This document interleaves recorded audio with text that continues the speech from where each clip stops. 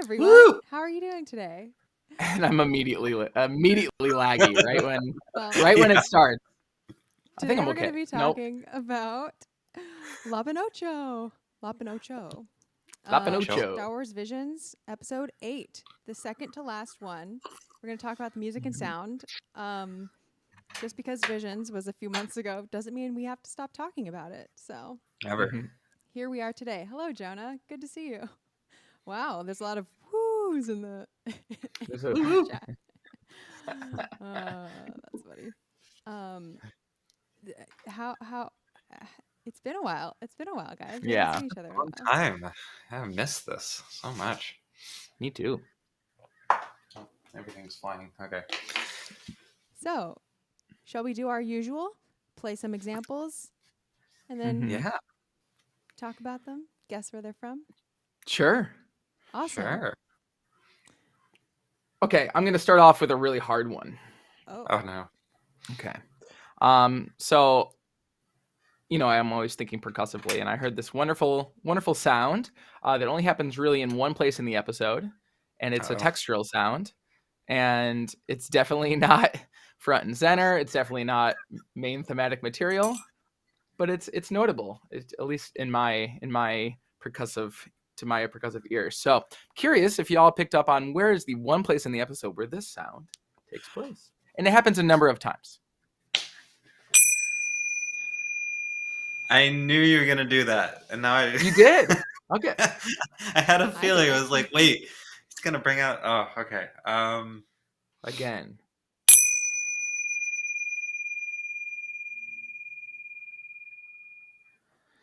And I will say it's probably this instrument, if not a circular shaped instrument, it might be a triangular shaped instrument. To my ears, it sounds like what I just played. Okay, so what you just played, you said it happens more than once? Yeah, it happens like a bunch of times. Yeah, and it is quote unquote rhythmic in that it happens just about in the same spot in the bar every time. It's like okay, and it's always like once. Just once. It's never like okay. it's ding. Throughout the ding. episode or in a particular section? It is in one particular section, and it really doesn't. The sound doesn't reappear anywhere else. Okay. Chat, if anyone has any ideas of what this sound reminds them of, let us know. Can you play it again? Yeah.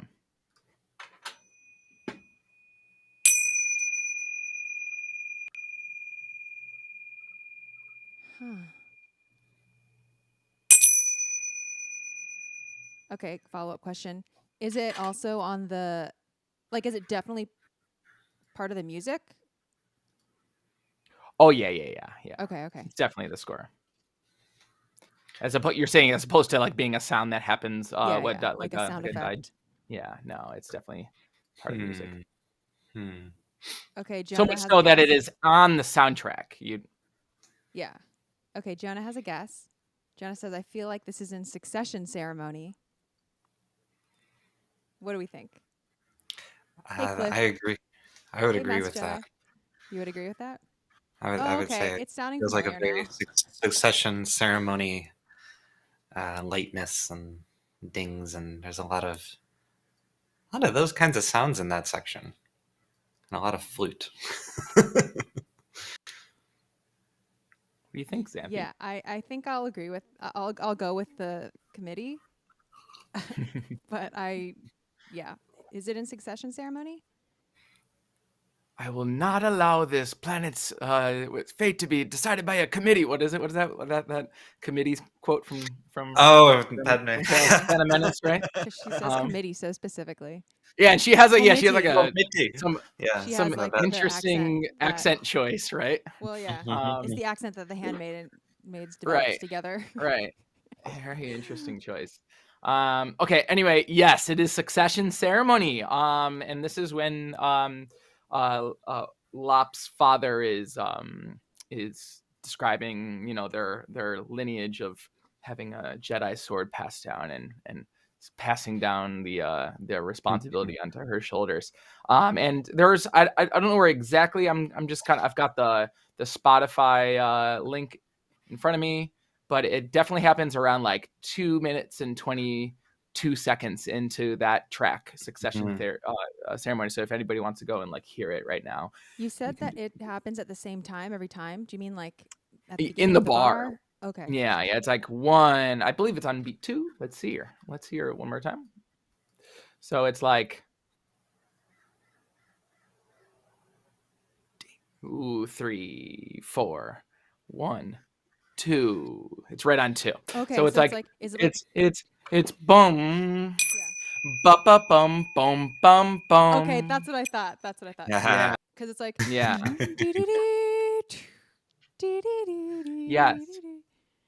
And it happens right in a nice rhythmic pocket that there isn't anything else really happening. So you can it really shines through the mix. And honestly, as a percussionist, especially when you're coming up with places to put types of textures like this is typically what we listen for, is those little spaces in the melody or in the arrangement where we can make something either like kind of jut out in the mix. So like, oh, we've got a rest on 2. Ding, let's put a little ding there, right?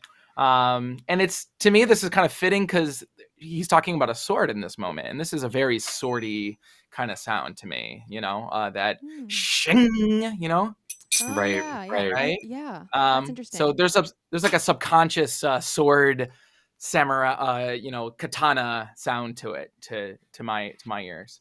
So that's a good point, because I feel like some of the sword sounds were like higher pitched in this than we're used to hearing, like lightsabers, for example. Yeah, for A sure. lot of the sword sounds were swordy, We're starting. metallic, like Yeah. like that. Yeah. Yeah. I really hope that, I mean, outside of the Darksaber, I hope that we see more like katana inspired lightsabers in live action in the future, because it feels like we got so much of it in this series. It's like every other studio was like, well, let's make our lightsaber look like a katana. Right? Like let's make our lightsaber look, and like you have like a couple episodes where it like literally is like, what was it in the duel, where it like is literally drawn out, Right, from the right, holster, right? Like I want to see that stuff in live action for sure. And it was really cool with this one to have the Japanese characters along the side, kind of like a katana, a more ceremonial katana might have. Right. Great. That's true. Yeah. It's kind of cool to see that. I don't know how you do that with a laser sword, but hey. Well, you'd have Cliff. I loved the English voice acting in this episode a lot, way more than the Japanese, in my opinion. Interesting. I have yet to do the dub. I don't know if I liked it or the better, subs version of this. But yeah, I've liked the voice acting. I've liked the English voice acting in almost every episode, I think. I think the one that I was like, I think the one where I didn't like the voice acting was Village Bride. Yeah. The English voice acting. Yeah. Yeah. I hear you on that one. I'll play something. All right. Cool. Good job, y'all, on catching that finger symbol.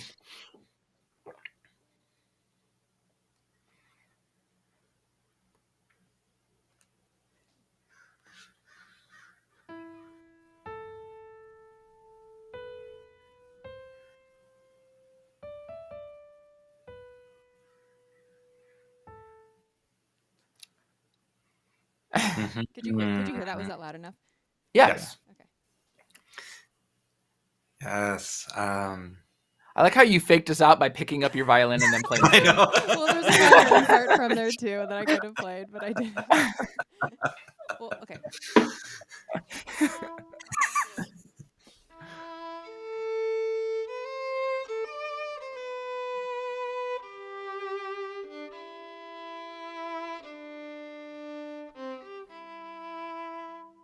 See, it's not on violin, but Okay.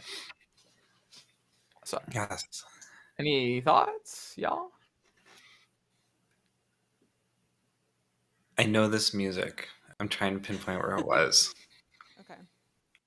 I know, because it's very similar to another theme in this episode, but I was like, oh, there it is. Oh no, it's not that theme. It's not that theme. They did it a little differently. Like when I was listening through.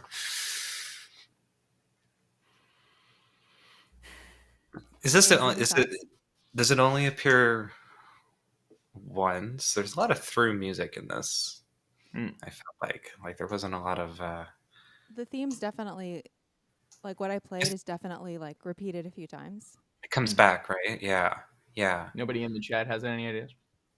So Cliff says that was from the ceremony scene as well. What do y'all think? I was just gonna say, isn't this the beginning of the ceremony series as well, or the scene as well? Is it? I think What do so. you think, I think I it's feel like it's in there. I feel like it's at the end of the battle, Lop and Ocho's fight, like a family theme kind of a thing. So I think it's the ceremony, James and Cliff succession are ceremony. right. Okay, yeah. See, Xanthe's this is the kind of thing that Xanthe does. And if Xanthe was giving like a test for class and you were a student in their class, you'd be like, there's no way the answer is B 4 times in a row. But like but it would be. I feel like you've done this multiple times on these streams where you'll pick the same Probably. exact scene, or you'll be like, oh, I'm gonna have to do them out of order so you guys don't know, and then you just do them in the order of the episode. It's like a head trip whenever you were guessing. You have to do like this weird game theory thing. I don't work very hard at the game part, and Yeah. so then I just like do the easy. I don't know. Yeah, Right. I should work harder at like the. No, I know strategy. it throws us off because we're like, there's no way you're doing the exact same scene we just talked about. So yeah, that's but it's played on what, like koto or a plucked koto instrument and then, or something. like flutes. Mm-hmm. Mhm. Yeah, that's a cool And theme, it kind of and like it's so ramps up. Mm-hmm. it's so what is it? What is that Binary Sunset? Yeah, yeah. It sounds very No. much like the Force theme. Force theme, right? Yeah, Oh, yeah. yeah. It sounds very much like the Force theme, and I think that's like. It's interesting. It's like. It sounds like the Force theme in a couple different ways, and it uses both of those. It does it in a couple ways. Okay, so the first one is like. As of now, it's like repeating all the same notes. But instead of going, it goes.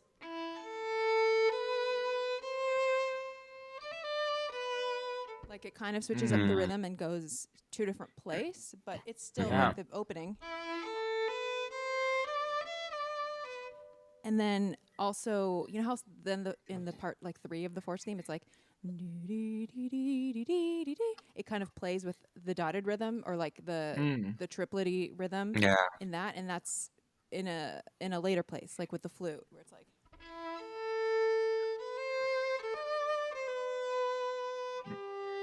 Mm-hmm.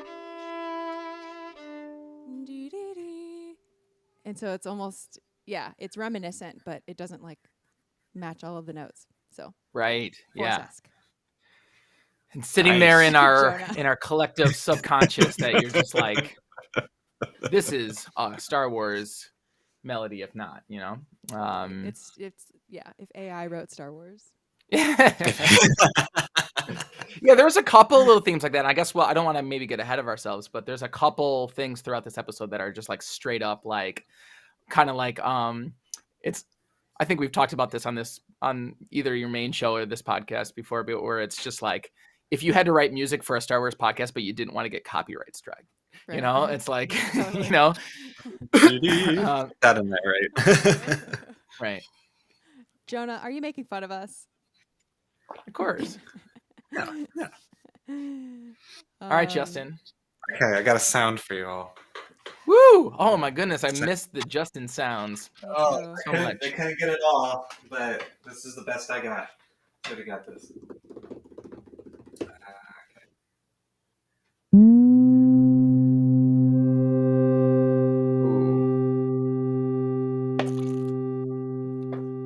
Was that part of it?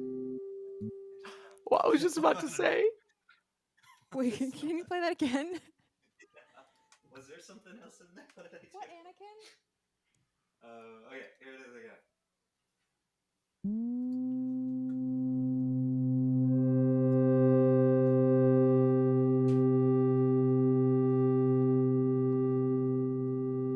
And it just kind of holds. Yeah, right? isn't this isn't this part of the succession ceremony as well? Okay. Yeah, because this is like, I don't remember exactly what's happening, but there's like is this when he's showing the history on the screen or something? I don't know what it was. I'm trying to remember the scene, but yeah, kind of. So this is when this was like, I'm just calling it the force sound. yeah. When he puts his fists on the ground, that the seal, this like ground seal, kind of comes up, and it's this this force seal kind of comes up, and it's got a one extra little thing I couldn't get in, which is like this kind of like wibbly wobbly sound.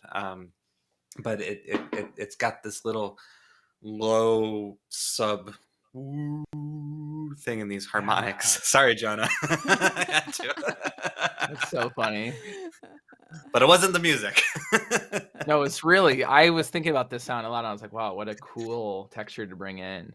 And I agree. And I really liked a few of the specific sounds in this one, and that's one of them. And it was a newer, I guess for me, it was like a newer sound to represent the Force. I'm thinking it's kind of Force-esque in this sense. It's usually a lot of, I think Xanthe and I discussed this in our Palpatine scene from The Last Jedi. It's Force is a lot of whooshes and woofs and that's the telekinesis of the Force, though. Right. But this was like sort of just like presence. Energy of it, you know. This reminded me a little bit of that scene in Last Jedi where Luke is tapping into the Force, and in that the pool in his Jedi temple, like the water, right? Kind of reminds me of that. I think there might have been like some bassy sounds reminding me of that scene where there's just like a big, low, focused sound of power. You know, it's almost like the power of the Force. Yeah, right? the power. Really cool. Like rooted in Love the it. earth and stuff.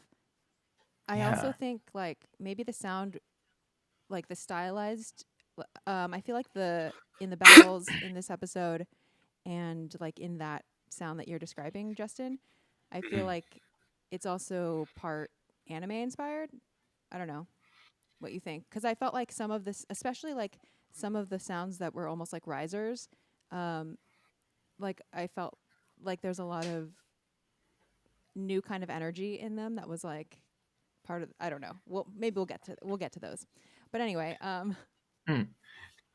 Nice. James, another example? Yeah, I have one other thing. Okay.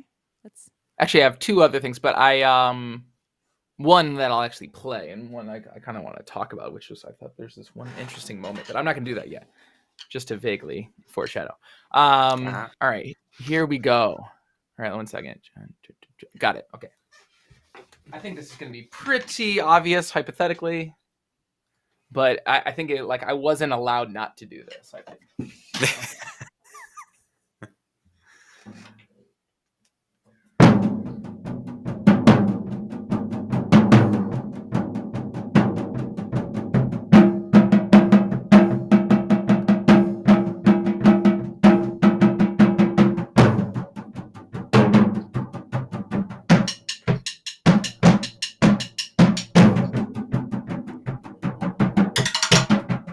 All that kind of stuff, okay?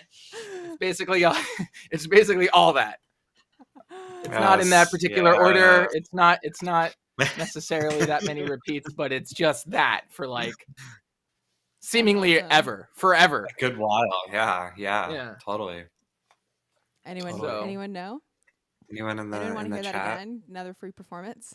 Another free drum set performance. Well, let me ask you a question. Yeah. When it starts out, does it start out kind of softly and then it grows? Oh, yeah, for sure. Mm-hmm. And it keeps going for a while. Yeah. I just have this image of like the drummers in the back of the orchestra, like looking at like sheet music that's like 5 pages of just the same like repeated like time pattern, and just being like, come on, like for like the scoring session. I know that's not how they recorded this, but that's what I'm picturing in my head. What do you think the scoring sessions were like? I don't know for a fact. I didn't. I don't know research much it. about the composer. Though the composer for also this. did Tatooine Rhapsody. Okay. So I'm curious if this was like multi-tracked or if there's like, I mean, there's a lot of like full out orchestral bits in this. I'm wondering if they actually had an orchestra in the room or whether it's, multi-tracked and different. I mean, a lot of times with like percussion instruments like this is, at least in my experience, I'm like brought in to like, probably have like one or two or three drummers just in with their own session doing percussion spots. So I'm curious if this is just, or oftentimes the composer will just play these parts themselves and layer them themselves. Do you think it sounded like a recording? Do you think it sounded like samples or live? I mean, to my ear, it sounds like real drummers. Okay. But Let's hear it again. There were some. I was just gonna say because there were some moments in this score that I couldn't tell if it was real. There's some moments that I was kind of like. Some of the strings I think there's samples and real. I think it's a mixture. I think it's probably a mixture. Both. Yeah, I mean these. Yeah, let's hear it again. Let's hear it again. Make sure you can see. Okay.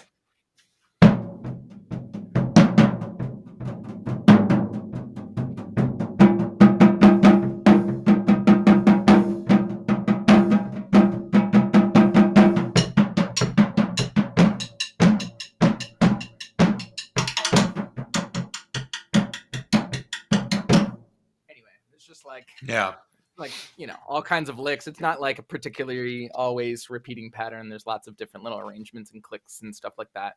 And actually that's one of the reasons why I think it's probably real, because it's a pretty elaborate arrangement of different rhythms that come in and out. And if for my money, if I was sitting there with a bunch of sampled drum parts, I feel like I wouldn't spend that much time arranging a bunch of like different things that the drummers could do. Like it varies enough that it makes me feel like there was real drum play the pads.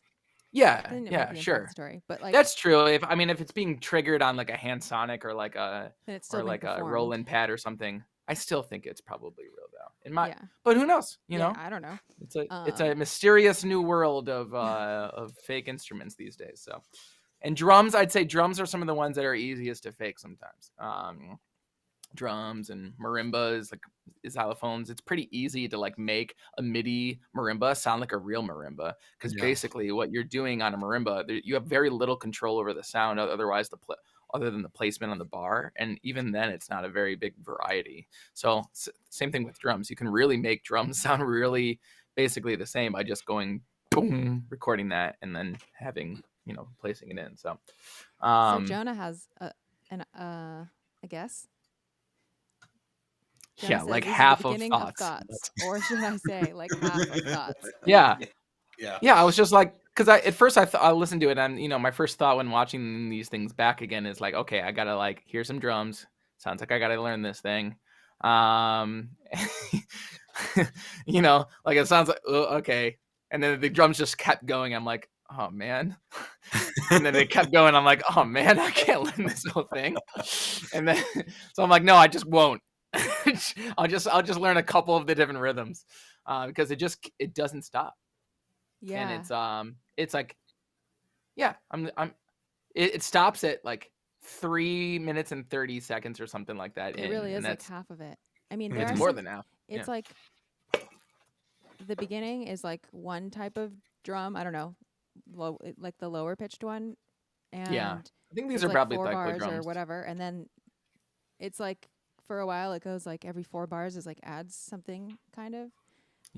Because then like there's like some higher pitched drums, some rim clicks, stick clicks, and then there's some like little string mini stingers, like this cue kind of reminded me of like a Bad Batch cue or something, like definitely like a very actiony for sure, but ostinato type of thing, but with like little Mickey Mousing types of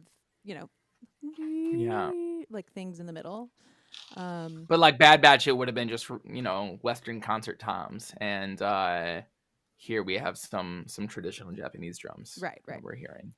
They didn't credit any musicians in the credits, did they? I didn't see. I know that in some of the episodes they have credited the actual live performers, but I didn't see any musicians credited. any performers. I don't know about this one. No. Yeah, I don't I'm know. wondering why the distinction between episodes, because it's seemingly every episode has some live performers in there.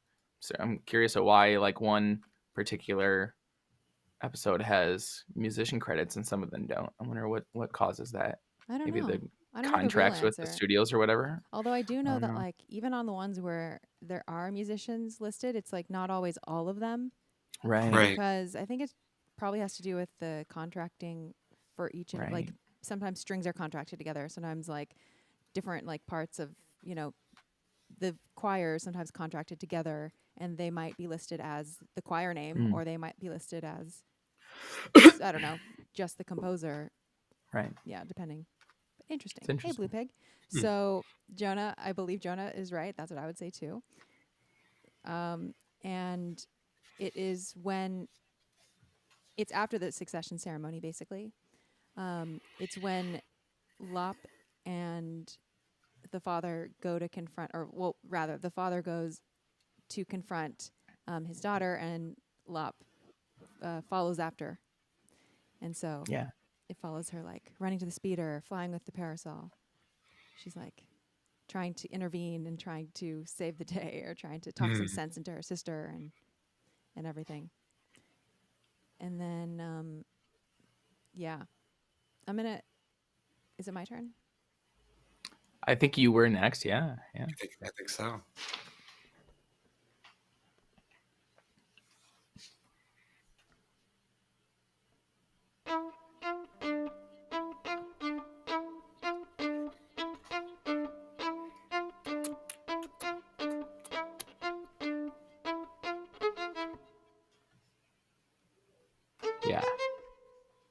Yeah. I think I know where this is. It's hard to keep my own time there. Especially, was that you in the background, James, kind of trying to like do I think I was. Yeah, it was. I just do that on accident sometimes, and it's always this. And I used to have a problem with that when I would record things. Sometimes I'd be like playing a rhythmic line, and if there's like the mic is closed, like when you're on stage, you can't really hear it. But like if I'm in a recording studio and I'm like playing a part and I'm like in between that, I'm like, and they're like, I'd have like recording engineers be like, are you like making some weird clicking sound with your mouth? It's kind of like Ewan McGregor making the lightsaber sounds while he was on the set of prequels, you know. I make those sounds too, but when I'm recording, it's usually not to be the rhythmic part. Like it's like in an ensemble or something, so no one can hear me. I'm like, yeah. It's helpful. I mean, for me, it's helpful. It's also helpful subconscious. you know? I kind of have to do it, but I also count on my fingers. So I think they should do in the Kenobi show. They should like somehow reference that Ewan does that. Like they should have like Obi-Wan Kenobi like fake somebody out by like making a noise with his mouth, like you know. That would be pretty funny. Okay, Jonah I think says, I know. Is this for my family? What do you all think?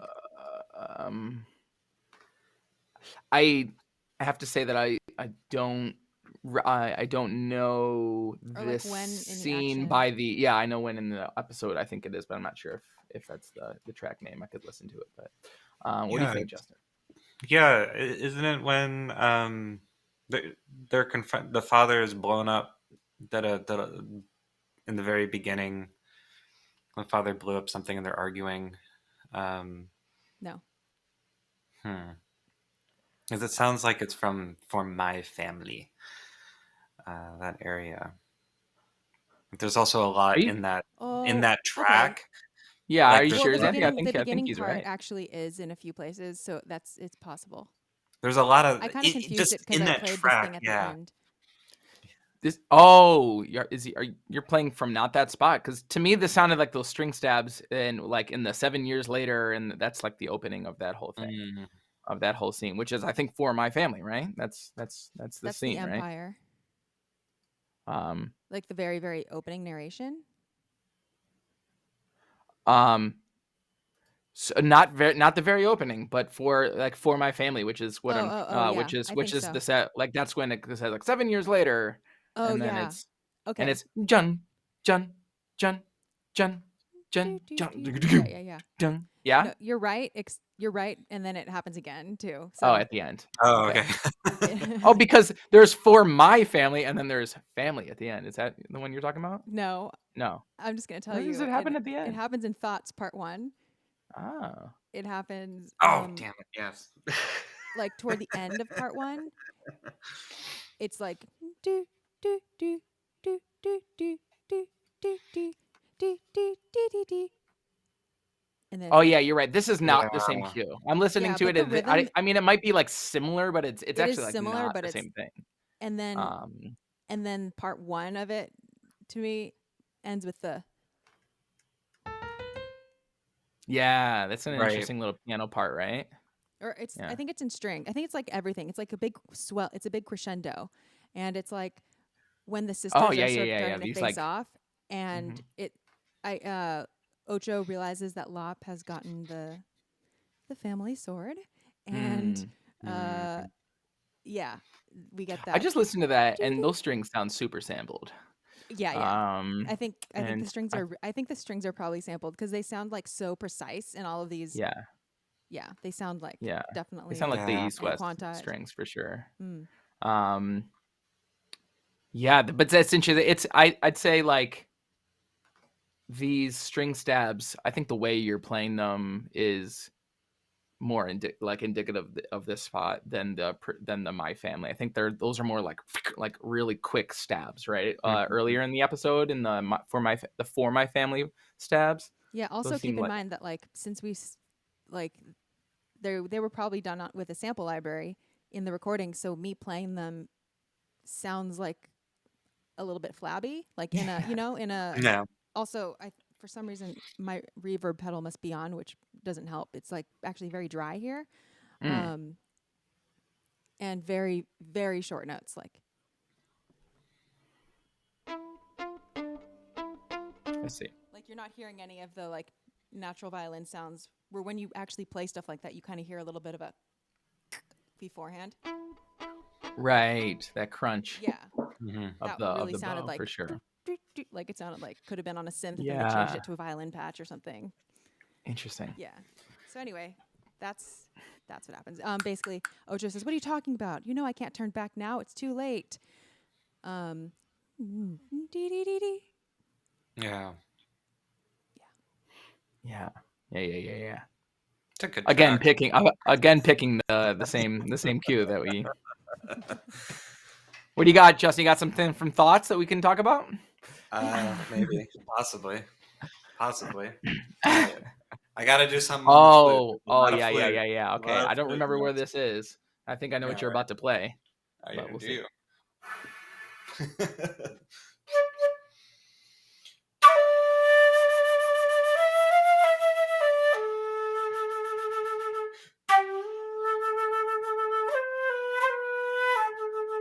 Whew. Something Dude. like that. Succession I love how ceremony. Justin always likes to remind us how good at flute he is. I know. I don't get to play it anymore. This is my chance. All right.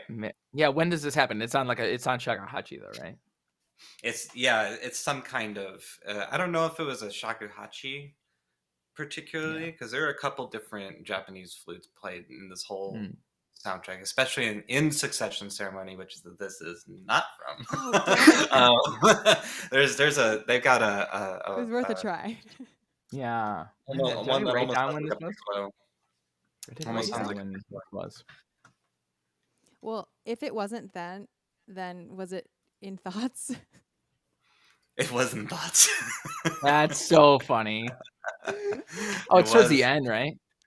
Yeah, towards the end, after Xanthe's last example, because this is when Ocho is saying, I didn't want this to happen this way. I had to. You left me no choice. I'll do whatever I must to protect our home, even if it means I have to hurt you, Papa. Yeah. It's a fun one. There's a lot of stuff happening in that track. Clearly, we could pick up a lot from right? it. A lot. Yes, Jonah. Yeah, that's correct. Yeah. Here you go. Shakuhachi. That's Wonderful. shakuhachi. Well, But, just one of them. This is 4. You don't have to have all 4 of them. no. You just play one at a time. What, was that a bad joke? It wasn't a... Never mind. I mean, it's a funny thing to say. But just in case, like, you know, you never know. You see all of them, you sometimes... Whoa, you saw play an those organ all at the same and you time? would All of them. All right. I mean, what I should have said was not, this is a shakuhachi. I should have said, this is 4 shakuhachis. Yeah. Yeah, but this could have been... I appreciate the clarification. I'm not sure You're how welcome. many I'm people... glad.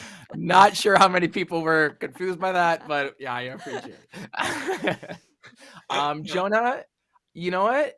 All the examples have been either from Succession or Thoughts, and I think it's because the most interesting music in this episode happens in these 2 moments. I think a lot of the previous moments are pretty like boilerplate, like kind of Star Wars orchestral, John Williams-y, Kevin Kiner kind of like, not ripoffs, but just kind of... I don't agree with that. You don't agree with that? I don't think these 2... I don't think it's all that way, but I think it's just like a bulk of the episode is very, very much that, where it's just kind of like, you know, you've got the scene where we meet the Imperial Officer, and it's basically just like the Imperial March, and like, or at least references to it in some ways. And it's not very, in my eyes, there's not a whole lot of notable stuff. Like in the beginning of the episode, it's just like basic, like marchy, showing the Imperial. If we're talking about the episode as a whole, like I wasn't like, this definitely wasn't like my favorite music. I didn't like dislike it. It was just like kind of more. But I think there's a reason why we're like picking from these, like this one chunk of, because these are like the music moments that really more like what came before it. I would say I would say these 2 that we have been picking from so far are just the ones that we somehow were all drawn to. Yeah. But I wouldn't like say definitively that it's because they're more different, because Succession Ceremony is the one that has the Force theme all in it. So that's not what's wrong with the other. It's just for whatever reason. It might just maybe I'm thinking instrumentation here. Like maybe not necessarily like actual musical content, but to me, like the sounds that's the sounds that stuck out were definitely from these moments. However, there is a moment, and I don't that I thought was pretty interesting, that I wanted to bring up. Did you all hear this in the episode?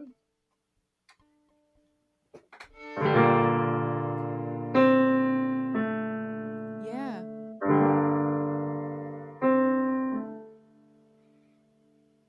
Did you hear this little kind of like shades? Does anyone recognize that as something else? Well, that sounds like a lot of different things. Well, let me play it. Ready?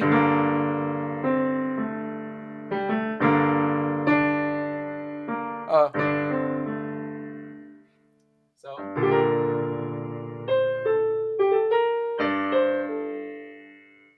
What theme is that? The 3rd movement of Brahms' Symphony No. 2? No. Oh, okay. What theme is this? Because that goes. Anybody in the chat know what theme I'm playing right now? Oh no, I don't understand, but I know this. Whose theme is that? It's a very popular Star Wars character. Jonah says it sounds like Ahsoka. Yeah, that's Ahsoka's theme. Oh yeah, and this is really like a lot of things. It also sounds like Grieg, Death of Ace from the Peer Gynt suite. It also sounds it was also like it was also sort of pseudo, almost Dies Irae like, but not really. Jonah calls it the Ahsoka track. Okay, so you're both on the same wavelength there. Yeah, and to my ears, I mean, this really comes out at 8:45 in the episode, 8 minutes and 45 seconds, and this is when Ocho cuts her hair, and she's like kind of walking away from her family, and she's kind of joining the Empire, which is this weird parallel in my eyes to like Ahsoka at the end of her arc in the original, or not the original, but the earlier season before season 7. I don't remember which season was, maybe season 5 or season 6 or something. And when she's walking away from the Jedi Order, and it's like, but on strings. Yeah. Yeah. So I was like, "Ooh, that's weird." Honestly, I had a moment where I was like, what is that from? What is that from? And I was like, "Oh, Ahsoka." And it kind of has, and there's almost like a very similar shot where she's kind of like turning to the camera and she's kind of doing that thing when when Ahsoka's saying goodbye to Anakin in that one scene. I thought that was kind of interesting. I wonder if that was on It's a good purpose. catch. Yeah. It is interesting, like a few of the episodes have sort of recalled or made similar musical choices. And the other one that comes to mind is in the duel when everyone thought the log fight at Duel of the Fates, but it was really like just something similar to Duel of the Fates. It wasn't Duel of the Fates, but I could definitely see how it was, like AI did Star Wars. Yeah, sure. I mean, it was a lot better than what AI is able to do at the moment. Let's just say. Yeah, that was a short track. That was Ocho's Preparedness. If you're on the soundtrack, what you're describing, and I think it's like just a 30-second track, and it's just that sort of mournful, like death of something, and even going before all the Star Wars, like what that reminds me of before Star Wars is the Grieg's Peer Gynt Suite, the Death of Ace movement, but it's like very death-like sort of. Also, just the sound of when she's biting her thumb. Oh, yes. Oh my God. Yeah. It's so weird. I'm listening on Spotify and there's like this version of Ahsoka's theme by, I think it's might be an arrangement as opposed to official, but it's in the same key as this episode. And it's called by A-L-A-L-A is the artist. Alala. I don't know who that is. But they arranged Ahsoka's theme and it's in the exact same register, instrument, and key as this episode, which is really interesting. Yeah. It's not. There's a reason a lot of things are D, G, and sure A and whatever. But that is sure. But I think just like that subconscious in the back of your mind, where it's like, where is it hitting? Well, it's definitely I've definitely heard this before because it's literally in the same register in key. Question. It's best key. Yeah. I do have more music to play, but let me play another example. And then we'll answer Cliff's question.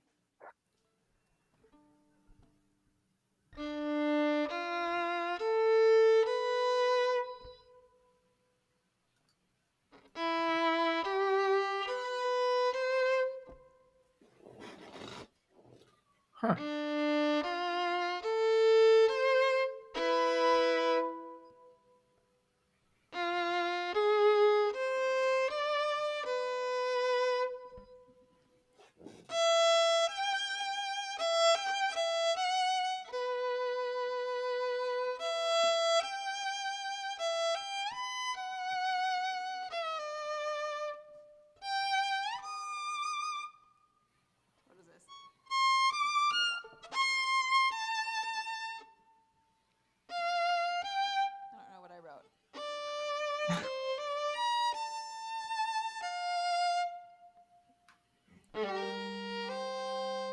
Can't play that chord all at the same time, but yeah.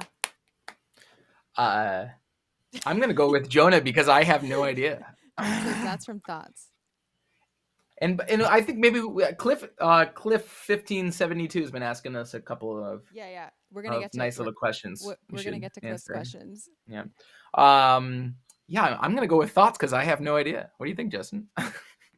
I have no idea either. Yeah, I didn't recognize any of it. Interesting. I thought there were a couple parts to me that really stood out. It's Thoughts, part 2 of Thoughts, but like the parts that really, I feel like this part 2 of Thoughts was so like jazzy, and like the things that were like, where it's like,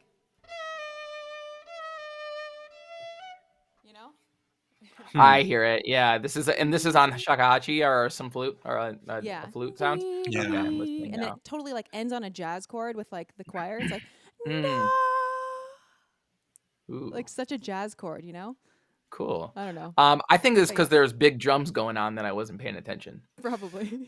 I was going big drum. I hear nothing else than big drum. Yeah, that's cool. Okay, well, what's happening in the episode when that like that's when like, that happens? well, it's the sister duel. It's like when Ocho's like, that's the family sword. Then the choir enters, and then the father's like, I passed it on to Lop. Okay. Inheritance has nothing to do with blood. And then there's like this cool ramping up sound effect while like Lop gets her weapon ready. And then we start with the like drums are like doing a groove. Okay, it's like this, and then the flute starts the thing on top. I don't know. There's a lot of action happening, and then also it ends where, oh yeah, this is like also the Space Mountain part. Okay, it ends Space Mountain.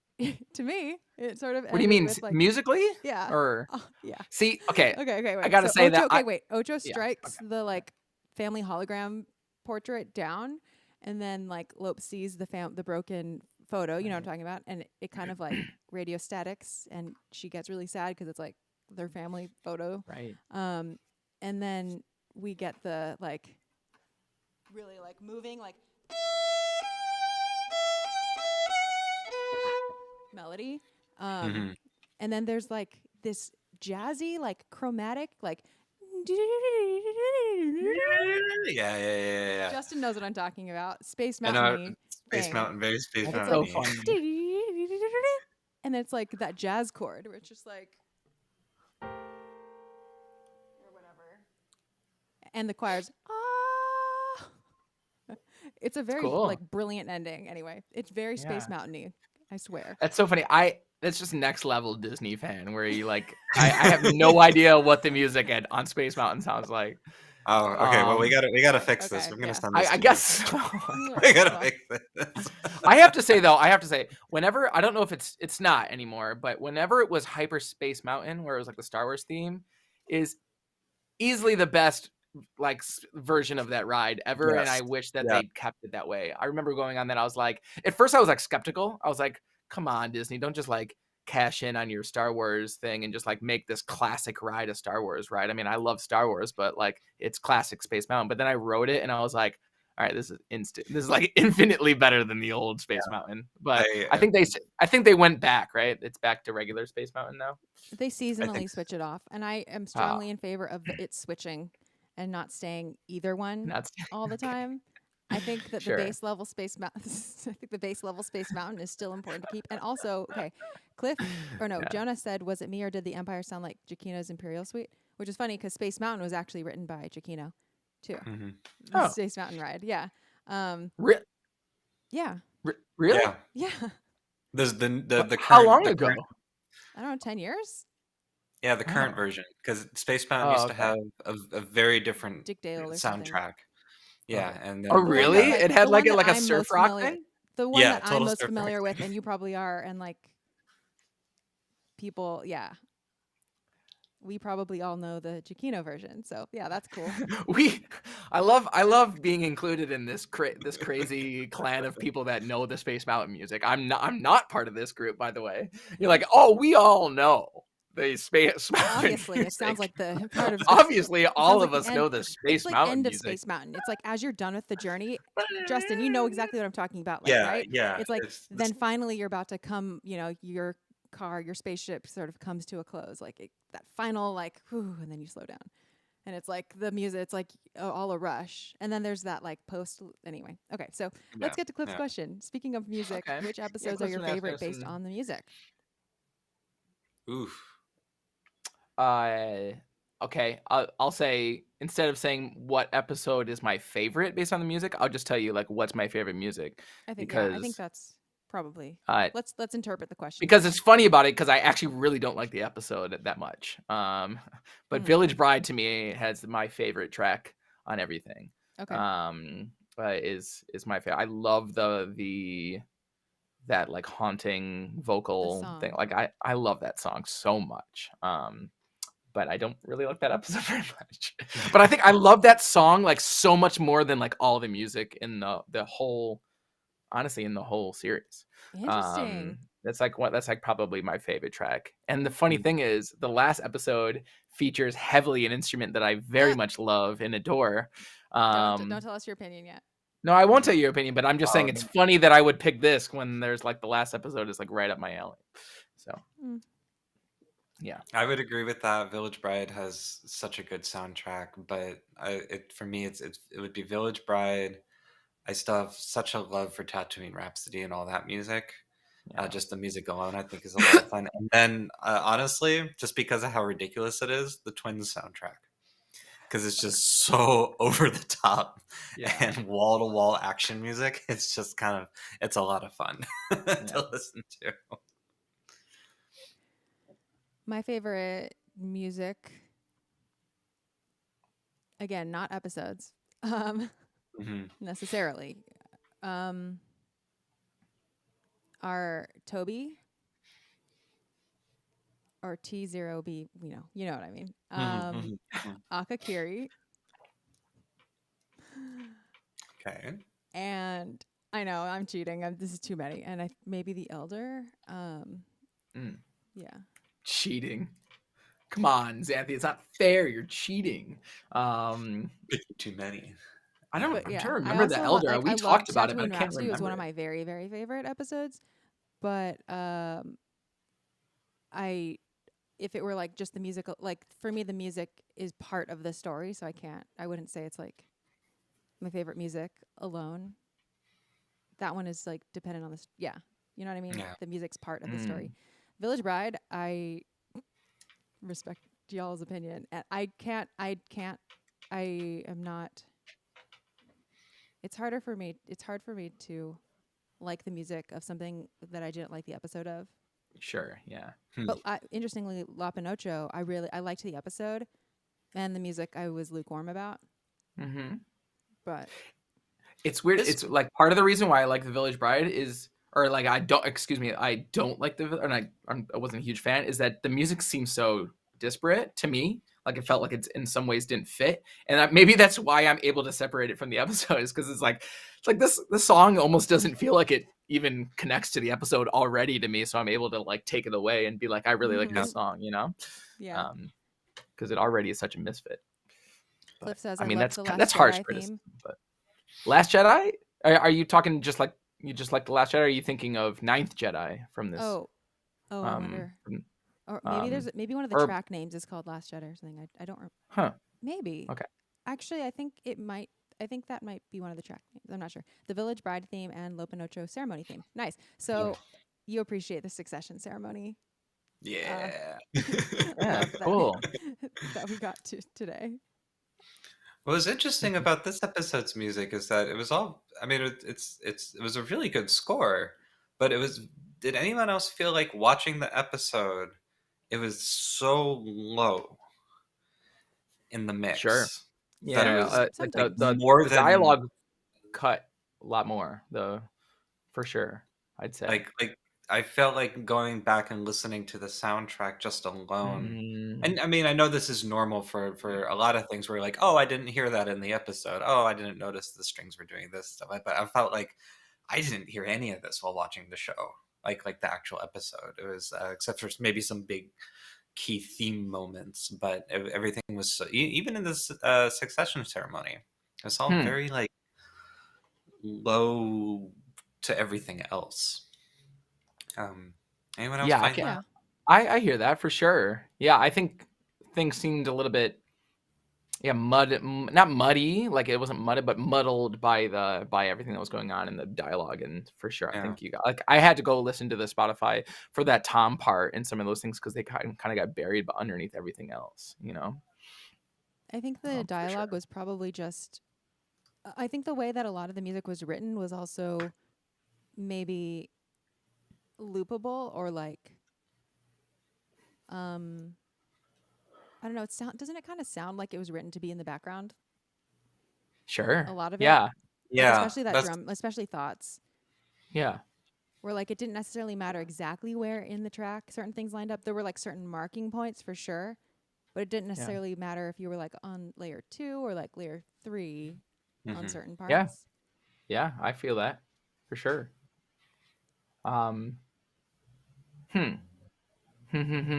Yeah, I as opposed to The Village Bride, where it's like I feel like that like that all song up was front. just Yeah, like, yeah. whoa, right in your face. And you're like, listen to this music we wrote. Yeah, it's It's almost like we spent a lot of money on this music. Listen to it real fast. And we're just going to show you some mountains, you know? That's like...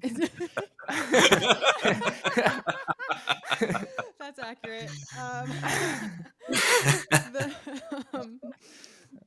It's interesting, like how the different directors and studios just approach using music, because they're all just, I mean, they're all fine. It's just, yeah, music plays a different type of role in the storytelling and in the construction of the final product. It's really interesting seeing all these together. I think when I think of like really music forward sections of like the OT, I'm thinking like Binary Sunset. If you think about that scene, there's no sound in the atmospheric sound in like a scene like that. You know, it's just Luke silently looking at the sunset, and then all it is the score, right? Mm-hmm. By the way, if plug on this channel, there is a Binary Sunset breakdown episode. Ooh, gotta check it out. A very detailed thing, and we also break down the alternate Binary Sunset cue that didn't make it into the film. So, ooh, okay, cool. Yeah. Yeah. So there's scenes like that in the movies where it's just like the music is so front and center, and if not the only thing that you're hearing, as opposed to scenes like the TIE fighter fight or the asteroid field. I still think those Empire. are also very music forward. Yeah, I just mean like they're part of the mix a little bit more than like Binary Sunset. It's like you're hearing the dialogue, you're hearing the thing, but you're also hearing ding ding ding ding ding ding ding ding, you know, the whole thing. And specifically the things that we probably don't even know the names to, because they're like the underscore is even more so, where it's like really mixed in. Yeah. Cool. So, sound. Cliff had some other cool questions in there, right? There's like here's one. Who is everyone's favorite Vision's female character?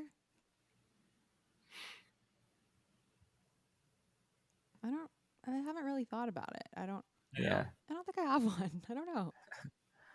Do you have one, Cliff? You haven't really I don't know if I have any favorite characters. Yeah, who's my favorite character in the whole series? Let's maybe just do favorite character. Because favorite to me just means one I identify with. Sure.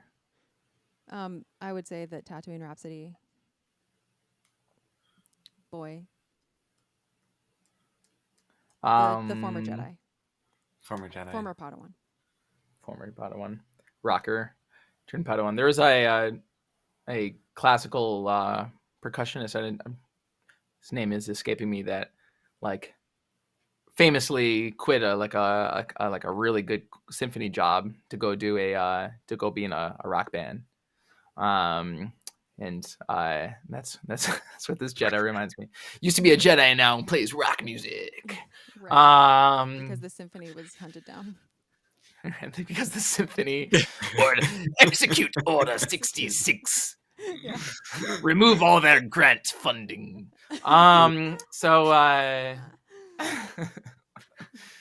Execute Symphony 66.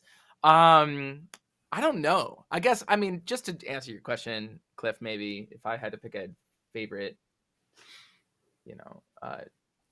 like honestly, there weren't many, so I don't know. I don't know if I distinguish between like what gender expression, any of the in terms of like making them my favorite. It's making me think now. I mean, there's the Sith and the duel. Ronin. The duel is pretty sick, yeah. She has one of my favorite lines. Right. Your lightsaber is red. Yeah, I love how like your lightsaber. He's got that snarl. Who's that? It's Lucy Liu, right? Yeah. How she says, "Was it despicable?" Or the way she delivers that line, I'm just so into it. How sick would it be to see Lucy Liu live action? Oh my god! Right? Yeah. Yeah. Okay. I'll go with her as well. Go with that.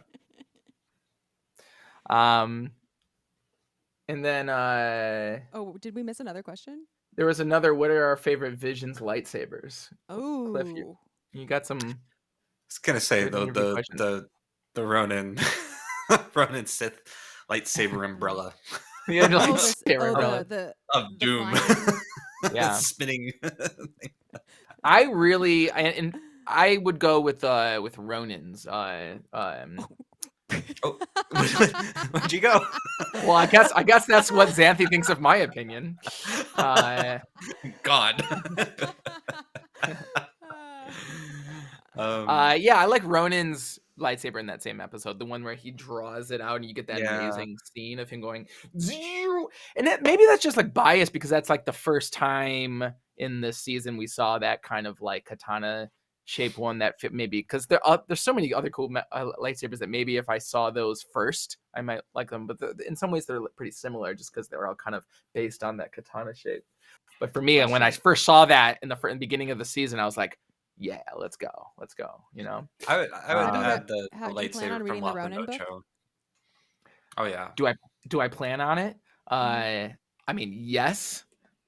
Will I get myself to do it? Well, that remains to be seen. I still got to catch up on my High Republican. Oh my God, High Republic. High Republican. That's a different book.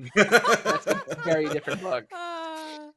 That's Kid Rock is a High Republican. So High Republic. I got to catch up on my High Republic reading for sure.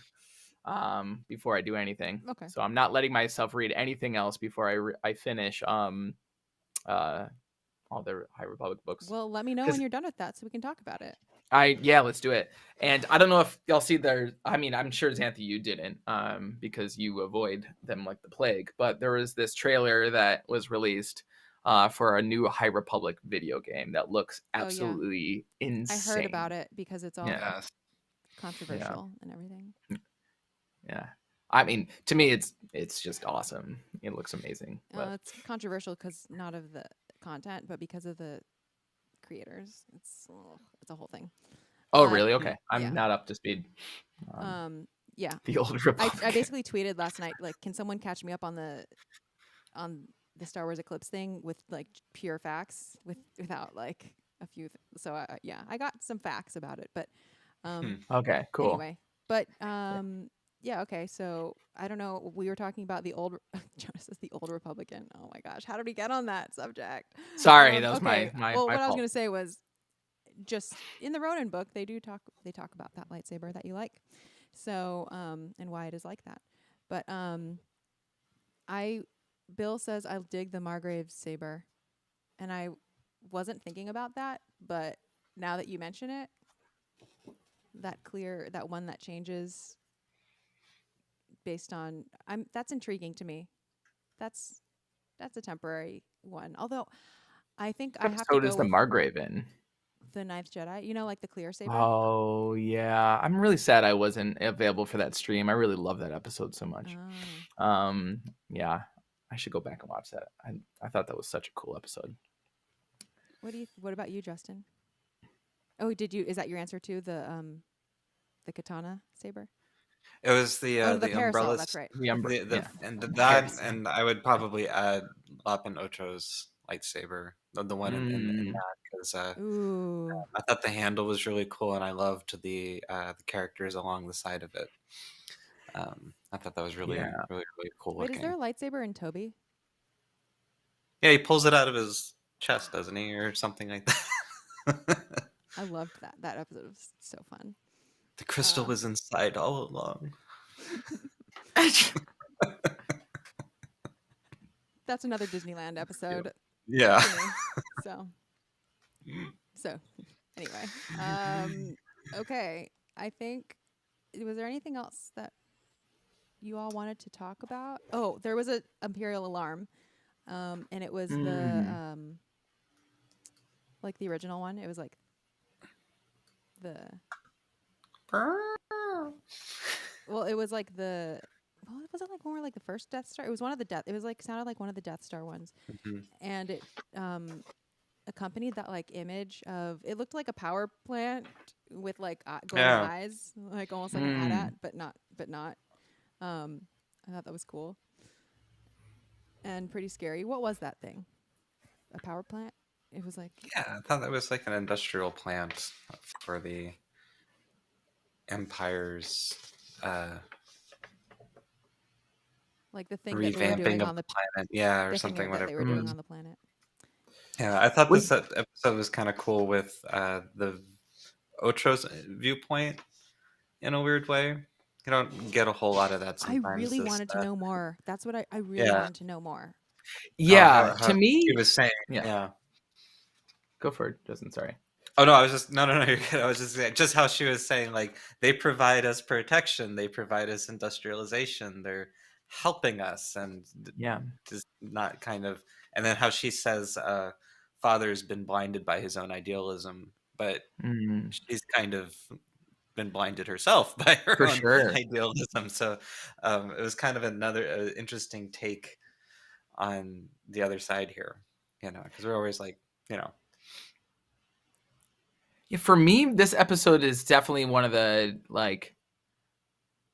ones this season that just felt like it's unfortunate that it was just little one episode vignette kind of thing, because there's so much backstory that I wanted to see, or a little bit more development, right? And they really packed it in. Like, they were like, I think the story itself is a great story, but it's like, it was so like, all right, they meet and okay, now they're sisters, and now she's like, and right when they cut to 7 years later, she's like Ocho is becoming sympathetic to the Empire already. You don't really get to see like the slow drifting away that you would want to see to really hammer that home, in terms of like how heartbreaking this is. It's almost like they're a great family, and then 7 years later there's friction. I don't think knowing anything in between would have made it more heartbreaking for me, though. I feel like I don't know what that would have added for me. For me, for sure. I just would have loved to see a little bit more time spent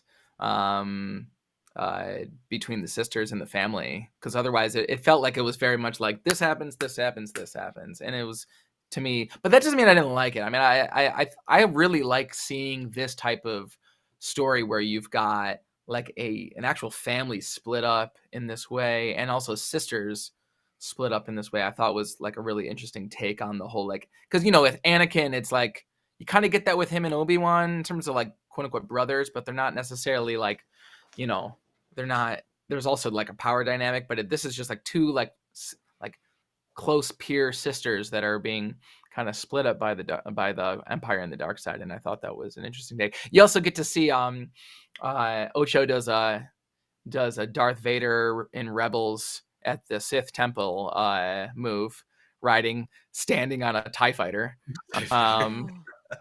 right?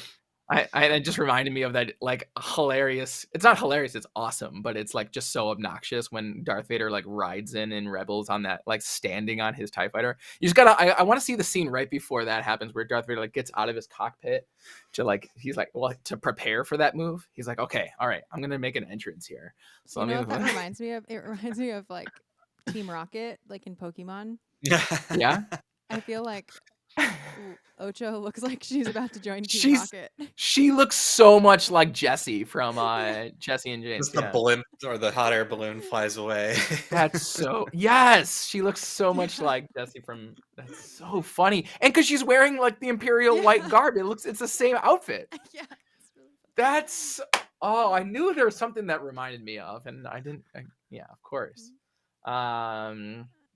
Yeah, that was just my feeling. It's like, I was like, I can see all this is lining up, but I want to just see more. I wish that this was like a 3-episode thing where you get to see them kind of like, honestly, and this is going to sound like blasphemy, I kind of felt that way the first time I saw Revenge of the Sith back in the theaters. I remember being like, yo, this is all escalating very quickly. Like, Anakin is defecting really quickly, and he's becoming Darth Vader very quickly, and just basically like, and I know some people don't feel that way, but I remember when I first saw it, I remember it being like whiplash of like, oh wow, this is happening very quickly, and I wish I saw a little bit more of that. And honestly, Clone Wars serves to do that for me. I'm like, you get to see Anakin really like go to the dark side a little bit more broadly over those 3 years, as opposed to just being like, oh great, now he's evil. But like I said, that's kind of blasphemy and probably a controversial opinion. So. No, I've heard other people state that. They felt his turn was kind of sudden. Yeah. which for me it wasn't sudden, but you're not alone in Right. thinking that it was sudden. So Right. Like these 7 years, I want to see a series based on these 7 years of like what happens with the Empire taking over that splits this family up this deeply, you know. So I'm trying to think, do you want that, Justin? What do you It think? would be just. I don't throw like me. actually What want do you it, think? but I'm saying like to make the episode I more know. meaningful to me, I would like to see it. It's not like I'm like, We're all oh my talk- god, I No, want to no, see I that. know. 7 We're all years. talking hypothetically. Yeah. Yeah. It would be. I would say it would be interesting to see the family dynamic, because there's this moment during the succession ceremony that the father says, "If I ever seemed like I ever treated you less, or I favored Ocho more, I'm sorry that I did that, because I was wrong," kind of a thing. And even in the argument, he flat out says, basically, "Shut up, Ocho. You're not, Right. you're in this family, but you're not in this family," kind of a thing. And not sorry, to Lop. Like at the beginning. And then at the very beginning, and then Ocho says, "Well, fine. As the next heir to this family, Yeah. I want to go to the Empire." You know, paraphrasing clearly, but it'd be interesting to see that dynamic play out a little bit more. Yeah. There's a lot of where- tell, don't show as opposed to show, don't tell. There's a Yeah. lot of like, there's a lot of elements introduced through dialogue as opposed to seeing them happen. Like she's like, somehow Ocho is now somehow jealous of Lop, of like her getting the family heirloom, but they didn't like set up that was important to Ocho earlier in the episode. Like that she have this sword. Like we only learned about the sword in that one scene, and then all of a sudden Ocho like references it, like she knows about it. There's just like little pieces that like would have made the whole thing make more sense if it was just longer. Honestly, if it was like a movie, it would have made it would have hit a little bit more for me, because you just don't get to see like apparently Ocho cares about like Lop taking over the family succession, but we see no evidence that she cares about that before that, because we never to see evidence or obviously. Well, if I was writing a movie and I wanted to put that, then different I would have put that experiences. in there. You know what I mean? Fair enough. I wouldn't just and I would reference cut it in dialogue. Yeah, You know? we don't. Yeah, we I would don't. cut it because I think it's over explaining. Or it would have been over explaining Sure. to show. Like I feel like they actually showed more than told. So, but of course, like we're different viewers, so that's fine. Yes, of course. But like, Of course. What else is new I feel there? like it would have been telling if their like narrator came back and said like, this is what's going on, and she really cares about this sword, and the Right. sister has been slowly turning to the Empire in the last 7 years, and Sure. such an like I think just seeing the snapshot of when they met, and then seeing the snapshot 7 years later, I feel like that's sufficient for me to be like, oh damn, some shit happened.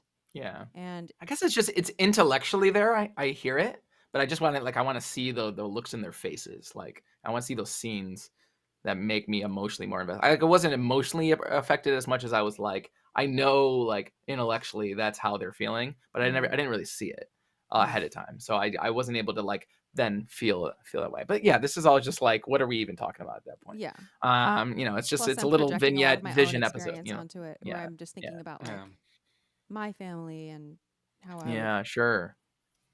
yeah, and like which sister I would identify with more. Yeah. That's definitely like super Do you all have siblings? super valid. Yeah. I know you do. both do. Yeah. Which do you feel like you're more of a Lop or Ocho?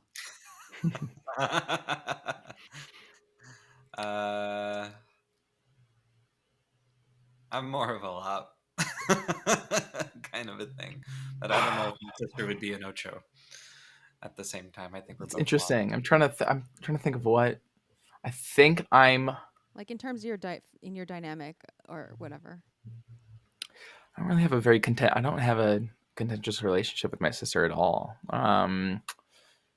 Very much like I'm pretty simpatico. We're also very different. Like I'm Mr. like weirdo artist and she's a doctor, you know, so we don't really have that thing. So I feel like I'm like doing her wrong if I said that I'm Lop and she's Ocho. But I think if there was like some like bizarro like me and my sister somehow like are at heads, I think probably I'd put it like she would probably my sister would not join the Empire. Okay, so so I feel like we're both Lops, But I'd say like I don't know. This is a weird question. Well, I feel like I would be Ocho, Okay. but I would not want to be. I feel like, put it this way, I feel like my family would perceive me as Ocho, and I would feel really misunderstood, and not Mm. like I don't feel like I'm like Ocho at all, but I feel like and maybe this is why like I didn't need certain gaps filled, because I feel like I am an Ocho in my family and don't want to be seen that way, and Mm. don't want to be thought of that way at all. And I feel like there are sometimes decisions that I make or things that I do or things that I neglect to do that maybe make it seem like I don't care about the family, or that I'm like Mm. going off and doing my own thing at the expense of something else. Like I kind of feel like a black sheep sort of type of thing. Sure. And I feel like, I mean, I would I would never join the Empire, but also I think I relate to maybe being like, you could see how much they loved like how the connection, and like how much she wanted to protect Lop at the beginning, and just like how like obviously she wasn't like Empire leaning when she was young. Things were probably going to be fine, but something happened to her along the way. It's also kind of Anakin like, right? Something happened to her along the way. Maybe the Empire brainwashed her, maybe Right. who knows like what happened, and suddenly she's in this position where she like wants, like we don't know who she is, right? Like I am worried for her. Like I'm worried for Ocho, because we know that I don't know, she started one place and ended up another. So like what happened to her? Like Yeah. I'm concerned for what's going on with her, and like I feel like she'll probably come back around, but yeah, that must have been some like severe burden she's carrying. um I can imagine maybe she's doing this because she's trying to protect her family, not in the ways that she says that she is, but maybe because she has to give herself to the Empire in order to keep her family. Like I can imagine, just knowing what I know about like the stories that take place when the Empire is taking over, there's all these manipulations where they try to break families apart and break loyalties and sow seeds of discontent and malice toward each other. And yeah, I just feel like this family has fallen victim to like the Empire's something, and I feel like it is pretty gutting that like the sword would be like the family heirloom was given to Lop, and not that that was a bad choice. Like I just feel like it probably was a good choice, and I think it's great because Lop is like now part of the family more, I guess, and it shows that it's not just all about blood. But I can still understand how to Ocho that was just that thing, which she has always assumed it would be hers. To even have that pulled out from under her is sort of like, I can see how that would radicalize her further on one hand, Mm. because it's like, oh my God, like my family's not even fighting for me. Except what I like about this episode is that at the end, Lop's not like, my hard choice is that I have to get cut off my sister. Like at the end, Lop still believes. And that's like, I think that's like a really hopeful ending for me. That she's still like gonna fight for her family. Like she still thinks there's good in her sister, and I like that. Like I would hope that my siblings would fight for me if something like that ever happened, rather than be like, okay, Chrysanthe just doing their own thing. Oh well. Like I would hope that the people in my life, friends too, I would hope that people would fight for me, rather than just say I just went weird. Yeah, and whatever. say that you're just rogue and you're a lost cause for sure. Yeah. I dig that a lot. And see, Cliff has a good point. Is basically my opinion on this, which is like it's a very emotional story, and I think the fact, and that's my thing is like I definitely feel it's limited by his runtime. Like that's my feeling, and that's what I guess what I'm saying. It's like very clear that this is a great emotional story, but I just like I want to see. I wish that it was more fleshed out. That's my feeling. And longer, so you could really see all those things like you're saying. Yeah, I wonder what happened to make her do that, so but beautiful, Xanthe. Yeah, that's I really like hearing that personal connection to that. That's awesome. Thank you, Cliff. Yeah. Last question. Which Vision episode would you guys like to see more about? Like, I'd for love to see example, more a series Ronin. or movie. I would like to see more of Ninth Jedi and Lop Ochō. I know we're getting a Ronin book, but I would love to see more of that animation style play out a little bit more. And Ninth Jedi would be cool to see where that goes. Either the beginning or like before or after kind of a thing for me. Yeah. Yeah. Hmm.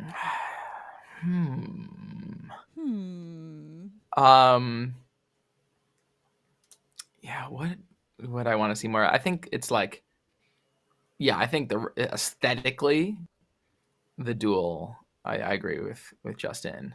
I just want to see like more Star Wars made in that style, like whether it's with those characters or not. Like I want that is a very clear like kind of universe of Star Wars that I like want to see more of. I want to see that like black and white with like textured colors and things, and just that awesome. I just want to see like a whole series like that. Whether it's with those characters or not, for sure. Like I'm not sure if I'm super compelled by I mean, I kind of am. Some of these bizarro like world Star Wars where you're like, what era is this even supposed to be in, if there even is an era? Because there's like the way they're talking about the Sith makes it unclear. The way that there's got like there's like I think there was like battle droids in there somehow too, right? And like with the Empire, it was like very like mishmashed of the different eras of Star Wars, and I almost want to see more like things that are in some weird alternate universe of Star Wars like that. So I think maybe I totally agree with the duel. But also let's see what that band does. I want to see like what. I feel like Oh, didn't you say yo, that- what didn't if you they say show Ninth up in like Jedi? Book of Boba? How sick would that be if they're like still in Jabba's palace in Book of Boba? They're like still playing. Boba's like, remember this band. Bring them. That would be so cool. I mean, I think I would that feel the so bad for development them. schedules probably don't make sense for that. I think that they probably were working on Book of Boba like either simultaneously, or so I don't think that would make any sense. But maybe in future seasons, So this James, band not will Ninth make a Jedi? cameo. I feel like you were all about Ninth Jedi having a continuation. I like it, but I don't know if I'm like super interested in like what happens outside of Ninth Jedi. Like to me, Ninth Jedi was like such a nice little short story. Like to me, that's like that like is all the that's what I guess is like what I'm thinking, like kind of this kind of goes to my criticism of this episode. It's like, if you've got a one-off episode, what do you do with that episode and make it like satisfying to have like an arc and a payoff at the end of the episode and make it feel like it's self-contained? Ninth Jedi, I feel like absolutely did that to me. That feels like a classic short story where you've got this like question and then it's revealed at the end that there's like this like secret thing. It's almost like kind of like some of these classic Edgar Allan Poe stories or something, like these, like where something is revealed at the end and it's like, recontextualized, but it's all packaged really nicely in that short story format, as opposed to like, oh man, there's like a bunch of context missing here that like makes me wish I had more. I didn't really wish I had more after that, and I felt like very like, hey, this is good, but I don't know. Maybe if they made a show that's, I think, aren't they? If they made a show that adds more to that, maybe I'll really like it. But it wasn't leaving me like, hey, I really want to see more. So your answer is the duel. And the rock band. I just want to see them in Book of Boba Fett. That's what I want. Mm-hmm. So after High Republican, you'll read Ronin. That's right. Okay, I will. My answer would be, I think I would be down for more Lop Ochō and more Toby. That's a style. I'm really glad I wasn't there for that stream, because I think Justin and I were like so excited on that stream. We were all about, I don't think we would have came out of here friends. I really didn't like that. Oh my gosh, it's like such an electronic soundtrack. We were like super into so good. Oh, yeah, I really didn't like that episode, so I'm glad I wasn't there. Fair enough.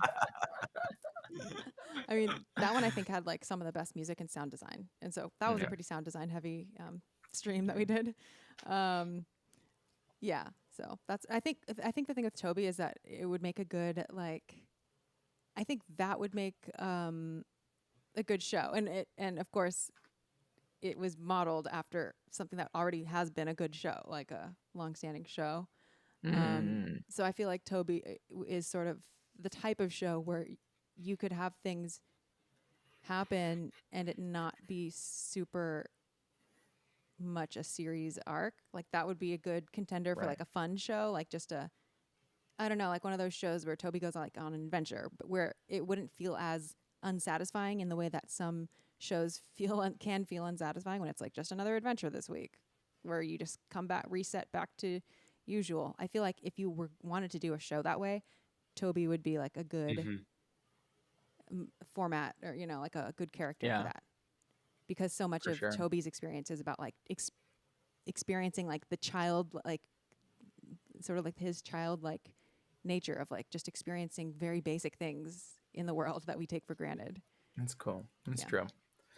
Star Waiver the series, yes, please. Yeah, give me a "This is Spinal Tap" for Star Waiver. Yes, that'd be funny. This is Star Waiver. This is Star Waiver, and it's like a behind the scenes, and they're like all these. It would be the nerdiest, hilarious thing. They have like a rivalry with Max Rebo's band. Yes.